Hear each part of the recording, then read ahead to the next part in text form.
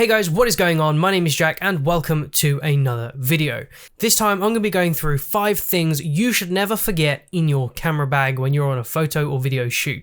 Now these things are going to sound so obvious, you're going to think, how would I ever possibly forget these? But trust me, I've done it, you will too. So here's 5 things you should never forget. Starting off with probably the most obvious one, and that is spare batteries. Honestly, you will be surprised how many people forget to take a spare battery with them on a shoot, or not enough, and by the end of it, you know, they're already charging multiple batteries so they can get through the shoot. That is so not ideal in any situation.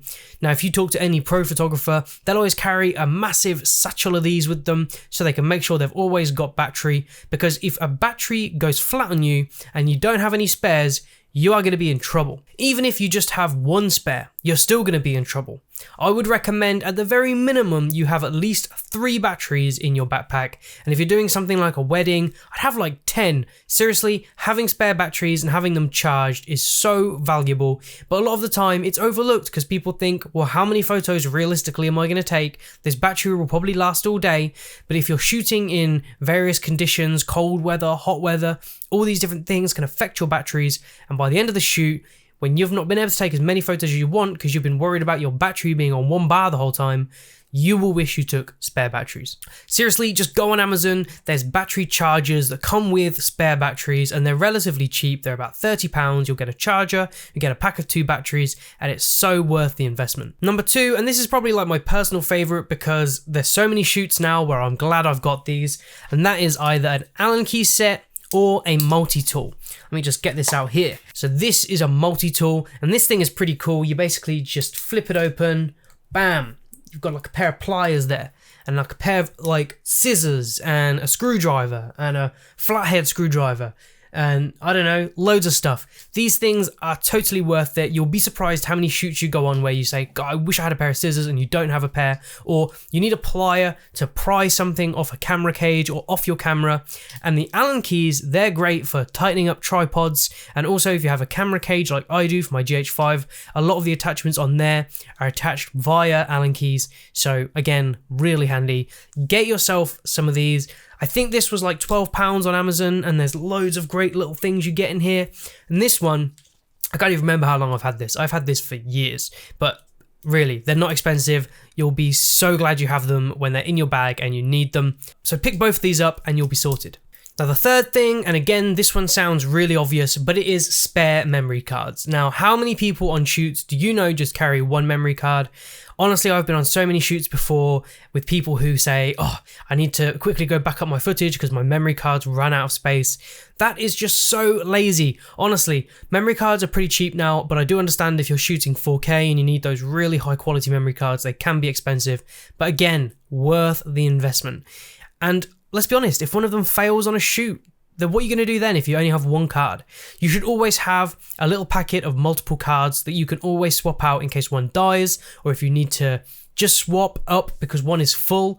The one thing I've realized as a photographer and as a videographer is that the more memory you have, the more batteries you have, you're not going to be on shoots constantly sort of worried that you're going to be shooting too much or that your camera's going to die. All these little things really help to make you a better creator, because at the end of the day, you won't have to worry about the little technical problems if you've got spare memory cards. So get some spare memory cards. Honestly, it's so worth it, whether or not you're a video shooter or a photographer.